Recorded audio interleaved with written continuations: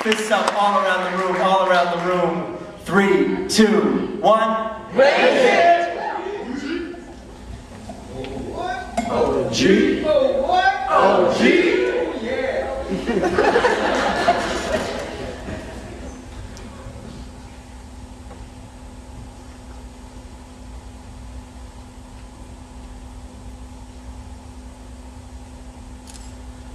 Okay, there are good days and there are bad days, and these days, having just one of those days could mean so many different things.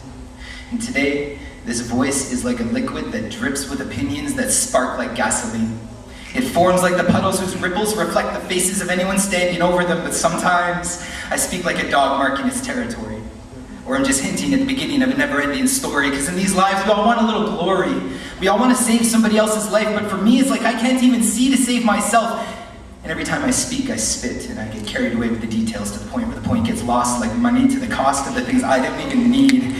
As if all I ever wanted was to bleed, because I've been screaming whispers from you, I've been screaming whispers from across this room, and you still can't hear me. And I'm drowning in my own expression, still wondering how I forgot to swim. I thought it was like riding a bike. But in minding my own business, I've taken this too far, and I feel like I'm only making sense now when I'm talking to myself. I am that tree that falls in the forest, and the rest of this gets left open to interpretation, like I were making estimations for the level of perspiration it might take to change the tone of my t-shirt that's now clinging to my body language like it were dying to say something.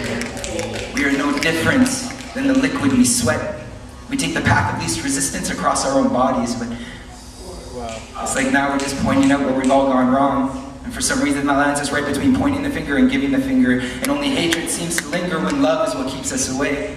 But I feel like I've completely missed the mark on who I was always supposed to be, but this voice is a liquid that drips with opinions that spark like gasoline. But I want to speak the way rivers become waterfalls and are reborn into oceans. I want the kind of words that pour like syrup and cover every topic that I know, but maybe that's why I sugarcoat things.